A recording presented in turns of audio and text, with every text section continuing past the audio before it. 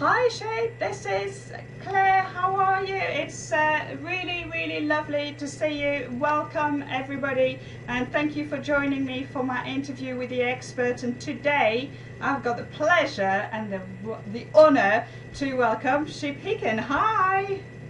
Hi. I hope you're well. It's great, and it's great to be here. And isn't it amazing? I'm on the other side of the pond, so to speak, and it's like we're next door neighbors. I know exactly. It is amazing, and I think it's great. Yeah, you've actually taken the time during this amazing customer service week to be with us as well. So I'm really grateful. To start with, I just wanted to say we kind of met about just before Christmas. I was very cheeky and I sent you my book and I said, would you mind reading it? So not just only you read it, but you also endorsed me. So I had the pleasure to have you on my front cover, which is amazing. And I am honored and flattered, and I enjoy the book, so I wouldn't have done it if it wasn't good. There you go. Thank you so much.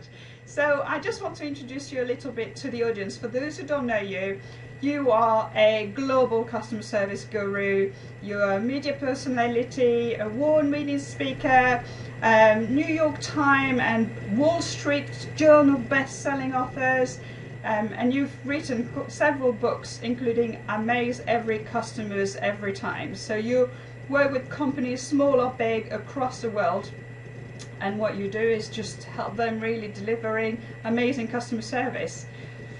But Shep, I understand that you've not always been a customer service expert.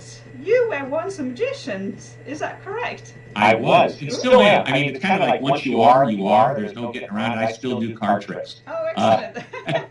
And actually, if you think about it, I started my business when I was 12 years old as a birthday party magician, and customer service was an important way that I picked up new customers. I sent thank you notes. I called to get feedback from the parents that hired me. If they were happy, I asked if, little Johnny had a brother or sister that also needed a magician and birthday party, and the parents in the back would, any chance you can give me their names and numbers. And I, built up my business aside from that, by the way, with sales, but making sure that they were happy with the show. I always showed up on time. Actually, I showed up early. Always stayed a little bit longer than they thought, sent the thank you notes, showed a little love and appreciation, and that was really good training for what I do today.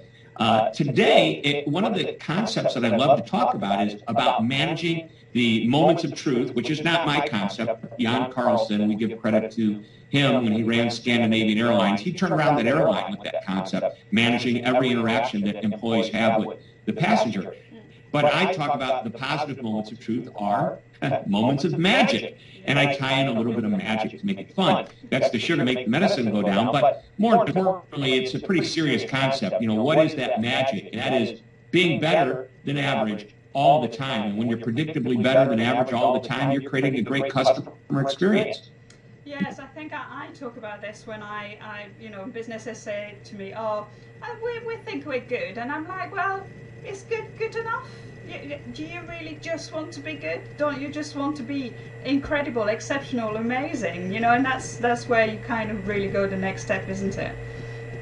Right, and I think it's important. This is my definition, and sometimes it differs than other people. If you want to be incredible, amazing, and over the top, you can't do that. Well, I believe my definition of amazement is different than most, but you can't be over the top and deliver wow service all the time. It's impossible. You have to wait for opportunities to do that. And those opportunities, by the way, usually come in the form of a customer has a problem or a complaint, and you elevate the experience by being so good at taking care of it, they go, wow, now I know not only are you good, but even when there's a problem, I can count on you. But as I just mentioned, a moment of magic, the magic is simply better than average. And it could be that much better than average. The key is it's always that much better than average or a little bit more. Because when it's consistently above average, that's what amazing companies do. That's what customer amazement is all about. Yeah, that's consistency, isn't it? It's every little detail that makes a difference. So, but today I'd like to ask some questions about employees' engagement. I've just written a blog actually on that. So I was doing some researches, and I found a survey which was done globally by Gallup, and they say that 63% of employees said they were not engaged in their work environment. And I just thought this just is just incredible figure, really. Employees' engagement is crucial, isn't it? Yeah. So and a lot of people say, what do we do with those 63%? Get rid of them? No, I'm just kidding. Just kidding. Well, some of them may need a little bit of a push. Well, you're always going to have employees that are just checking in and clocking in and just doing it for the paycheck. But here's the bottom line. If you go to an organization and you tell me that 63% of their people aren't engaged, I will put a little blame on the people and most of the blame on the leadership and the management, because they didn't create a culture that it causes that engagement to happen. And by the way, you mentioned International Customer Service Week, actually. And I don't know if you realize this, ICSA, the International Customer Service Association, started, I believe, in 1983. And 1984 was the first International Customer Service Week. Here in the U.S., we call it National Customer Service Week, primarily because the President of the United States, George Bush, back, I can't remember what year, but he proclaimed that week as National Customer Service Week. But it's really international. And if you take a look at what the real meaning behind Customer Service Week is, a lot of people think it's about delivering great customer service for that week. It should be a year, I might add, not a week. And I think that's not a bad thing to have. But really, the real idea behind Customer Service Week was to get a thank you and an appreciation to the employees that deliver that great customer service. Of course, you can tie in, appreciating your customers well. But as I look back at all the things that ICSA and others who are in the know promote, it's not just about doing great things for the customer, it's doing things for your employees as well. Yeah. That's going to get them engaged. Absolutely. And if you don't look after your internal customers, they'll never look after the external customers. So Right. No doubt. And another way of saying it, and this is my way, I love this saying, it's like what's happening on the inside of a company is felt on the outside of the company. So if you've got management that is beating up the employees verbally and more, not physically, but making people, it's an unfulfilling environment.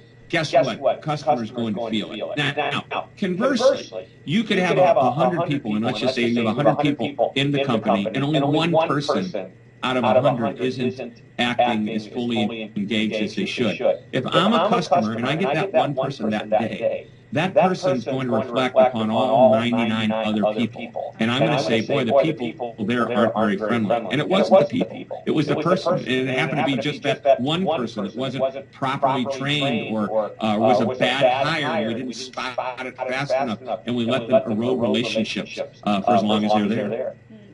Yeah, I call it the red socks in the whitewash, but I'm not even sure what that means because I don't do the laundry. But you'll have to try. So true story. I figure underwear, I can wear them twice. Inside out, I get a second day out of it. But when I was younger and I went to college, now I have to learn how to do the laundry. No, I don't. I only live 2 hours away. I bring a whole bag home every couple of weeks. Let mom do it. So I can do the laundry, but I try to avoid it. Because I will have socks after I put my whites in there. So actually, just that leads nicely to one of my questions, because sometimes, which is just almost what you've just said, but sometimes when people get bad customer service, they blame employees. But it's not necessarily the employee's fault. So sometimes it is, sometimes they're just not handling things, but sometimes it isn't. So that's actually a statement. It kind of phrased like a question. So my comment to that is this. Here's the thing. Anytime you have a company that has a great customer service reputation, it's the culture that's driving that reputation. And who creates the culture? The leadership creates the culture. So at the very top of the pyramid, or the top of the food chain, if you will, in a company, and we'll just like an org chart, there's a CEO or owner or president. bunch of executives up there, and if they don't define articulately and clearly what that customer service vision is about, nobody down on the front line and in between the front line and the top is going to know exactly what that culture is supposed to be. So one of my favorites, and I talk about this almost every interview I do, I talk about the Ritz-Carlton, and they have this mantra, I call it a mantra, they call it a credo, and it's 9 words long, and when you come to work at a Ritz-Carlton, you are taught, we are ladies and gentlemen serving ladies and gentlemen. Get that, we're ladies and gentlemen serving ladies and gentlemen. It's 9 words long, and I think that defines everything they're about. And by the way, you treat the people you work with the same way you treat that guest, because we're ladies and gentlemen serving ladies and gentlemen. I believe it was the Shanghai Ritz-Carlton. It was bought from a different hotel group and remodeled, and the first area they remodeled was the employee entrance and how the employees come in, because they wanted to make the statement of just how important the employees are to the entire guest experience. So you start with the people that work there, and that's kind of what we're talking about today is employee engagement. If you want employee engagement, you got to start by treating the employees the way you want your customers treated, if not even better. Yeah, absolutely. I mean, the valuing the employees are probably, the most important things. So if you value your employees, they'll be loyal with you and they'll deliver whatever you want them to deliver. But that feeling value make people feel as they worthwhile being here, and they want to be here. They don't want to be anywhere else, really. And so, right. Do you think you want loyalty, not just from your customers, but from your employees as well. That's right. Yeah, that's right. And so a lot of the time as well, and we talk about, for me, I think training is probably, and I'm sure for you as well, training is probably also top of the list when you talk to your employees. And it's not like a tick box once a year where you've done, oh yes, we've done customer service training. Do you think employees will be more engaged if they get more training? Well, 100%. Because first of all, you're reminding them what you want. I'm going to assume you've made a good hire. So you've got a good person that's got the right characteristics, the right personality, maybe has some skills they bring with them from the past. And we're going to teach them now how to do it our way. Because you need, I can have the best customer service mindset, but you got to teach me how to use it for your company. So once we get that out of the way, that's onboarding. It's not over. It's not done. I love saying, training isn't something you did. It's something you do. And by the way, that doesn't mean you've got to do a half a day or a full day training every 3 weeks or every month. No, you can actually take 5 minutes out of a weekly meeting you might have. I have plenty of clients that have departmental meetings. They meet some of them call Monday morning huddles, but they meet once a week or so. And you can take 5 minutes of that and talk about customer service. One of the things we do in our company, and this is a great employee engagement exercise. It's the number one culture-changing exercise that we teach our clients. So everybody takes an index card, and actually just about this size.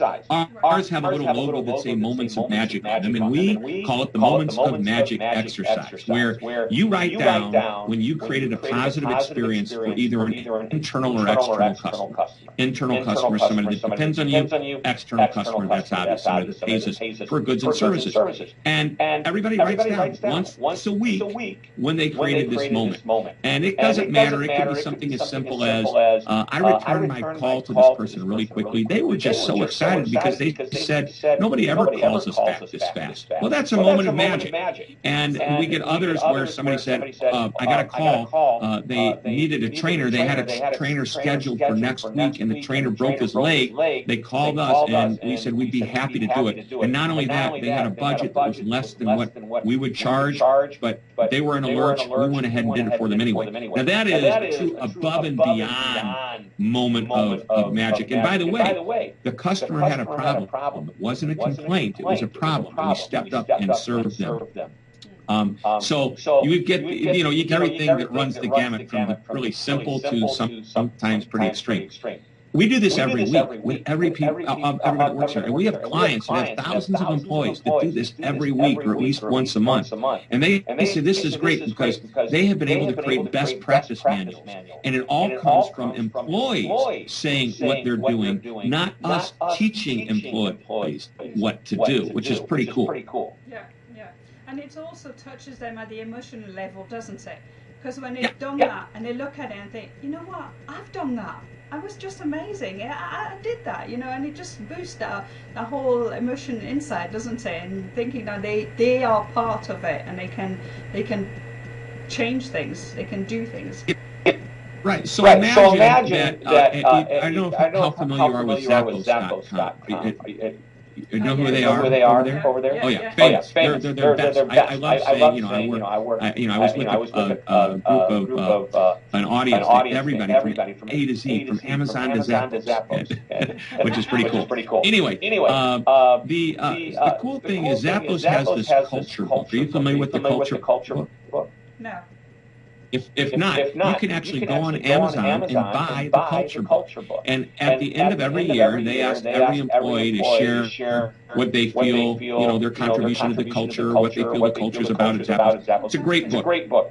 Every year they do it. Well, we suggest to our clients take a look at that book and create one for great customer service. Because if that's an important part of your culture, ask every employee to write up the best example of customer service they provided throughout the year. Just one example. Write it up. We're going to put your picture next to it, and we're going to give you a page and a book. And then you can just upload it to Amazon's CreateSpace, and they'll print out a beautiful book, and there's many printers all over the world that can do this for you relatively inexpensively. I just talked to a client right before we got onto this interview, and I suggested that, and they can't wait to do it. They have 550 employees, and they're going to have a nice, you know, I told them you can take and put two on a page if you want, but they're going to have a nice 250, 300-page book, and everybody gets to be in it, and that's one of the gifts they're going to give everybody at the holiday time. It's pretty cool. And by the way, it gets employees engaged, and it gets, you know, it shows some appreciation, and it's a fun project. It's a lot of love. Yes, and again, it's free. It's nothing that, you know, it's not money. Right. It's no, you know, bonus. So it's not something that, it's something free that you actually, you know, making them realize how great they are and getting them part of it. I wanted to ask you something, because I've read through your book and you talk about creating and demanding customers, which comes back a little bit to what we talk about really. What do you mean? Do you want loads of complaints and people giving you loads of complaints? So which, you know, businesses are quite afraid of complaints or feedback. It's the difference between receiving a feedback and not dealing with it, so it becomes a complaint. But is that what you mean by creating a demanding customer? You know, at first when I tell people I'm going to talk about the demanding customer, we want a demanding customer, they go, oh man, you're going to encourage people to give us complaints and feedback, and I go, no, that is not it at all. This is actually, in my last book, Amaze Every Customer Every Time. Here, let's make Mom proud. Hold it up. She loves this book. Yes. There are 52 tools, but there's actually a 53rd. It's the epilogue. And the epilogue is to create a demanding customer. And here is the definition of demanding customer, or the general idea of it all. Be so good that if your customer went to another, you know, to your competitor, to somewhere else to buy whatever it is you sell, they would demand the same level of service from that other company, and the other company would say, you're very demanding. But that's the way we do it. Business as usual where we are. So we create these demanding customers that go out and make it more difficult for our competitors to compete with us. That's brilliant. I love it. I really love it. That's so amazing. But it's true, isn't it? Thank you. It's true. It's all about really sharing that and having that passion behind, so you can really be the best. So just to finish off, I would like, can you please just give us 3 top tips on how to amaze and nurture our internal customers? Or Sure. Well, I've already given you the best tip, and that is yes. that moment of magic card. But I want you to think, let me give you a couple of things that might be more strategic versus tactical. Number one, I want you to recognize that customer service is not a department. It's not just for the front line. It's a philosophy that every employee must embrace, from the CEO to the most recently hired, to somebody in the mailroom, to anybody in between, is, of course, the front line. So it's a philosophy to be embraced by everyone. Number two, we already talked about training, but let's reinforce this. If we want to train customer service, everyone in the company must be trained on customer service. Now, that doesn't mean that the front line or the people in the warehouse get trained the same as the people in the front line. However, the people in the warehouse know what the front line's doing. They know the terminology. If we tell the people in the front line, go out and create moments of magic, those positive experiences, and somebody in the warehouse hears that for the first time and they didn't hear it in training, they're going to go, what are they talking about? Everybody needs to be trained. I think we mentioned this already. What's happening on the inside of the company is felt on the outside by the customer. And when you realize that, that is why you must create that culture of customer service. And finally, I think this is really important, is that if you are a leader, you must emulate and be the role model that you want others to, do. If you can't treat your employee one way and then expect them to go out and treat the customer better than what you're treating them. So I have this thing I call the employee golden rule, and that is to do unto the people you work with the way you want done unto the customer, if not even better. And that is an offshoot of an old Stephen Covey line, where he said, treat the people you work with the way you want the customer treated. So so those are a few ideas, and I think it's really important to create that culture. And if in quick little example here, I had an employee that was having a difficult time showing up to work every day on time, and I think on-time performance kind of indicates the way you are the rest of your life. If you're not on time, well, are you going to be late with deadlines? Are you going to be late getting back to a customer? That type of thing. So I asked, what's her mantra here? And our mantra is 3 words long. Always be amazing. 3 words. We want to be amazing to our clients. We want to be amazing to each other. We want to teach our clients to be amazing to their customers and clients. So I asked, showing up every day, 2 minutes late, 5 minutes late, I asked if that was amazing behavior. And she smiled and she said, no, it's not. And I said, we need to either be amazing or go home. And so she took that to heart. And from that point forward, she was never late. So it worked. It worked. Happy days. It did the trick anyway. One way or another, she got the message. Yeah, but that's the point. You need everybody to step up and deliver at a level. And so, me as a role model, I don't expect you to show up early like I do and work late. I mean, I own the company. And by the way, if you do that, you're going to be paid differently. It's probably not what you want to do anyway, so you're going to hate it. You're going to leave me eventually. But you know what? Let me practice what I preach. I'm not the guy that shows up 5 or 10 minutes late for a meeting. Neither should you. So anyway, treat people the way they want to be treated. Treat employees the way you want the customers treated. Create that culture by recognizing that service is not a department, it's a philosophy. And there are so many other things we talked about. There are a lot of tips. We could be here for hours, couldn't we? But anyway, we can't. So we're just going to have to just finish it off and wrap it up if you can. Just if anybody wants to buy your book or they want to know more about you, where do they need to go? Sure. Just go. You can Google me, but just go to hyken.com, hyken.com, and there's lots of articles that you can read. You can subscribe to my newsletter, which is just an article. I don't pitch you anything in that newsletter. The books are there. We have an online training program. We have a complaints program. Regular customer service, general customer service. We have a leadership program, all focused on customer service experience. So that's all available. Just go to hyken.com. Fabulous. It is just amazing talking to you today. I am so thrilled. Thank you so much. Well, thank you. It's a pleasure. I appreciate you this opportunity. And let's make this not just a great week. Let's make it a great year. Let's make it customer service year after year. 365 a day. 365 a year. Yeah, except every fourth year we'll throw a bonus day. Oh, is it? All right, okay. All right, thank you so much. Shep, Thank and you. hope to speak to you soon. Bye-bye. Bye-bye.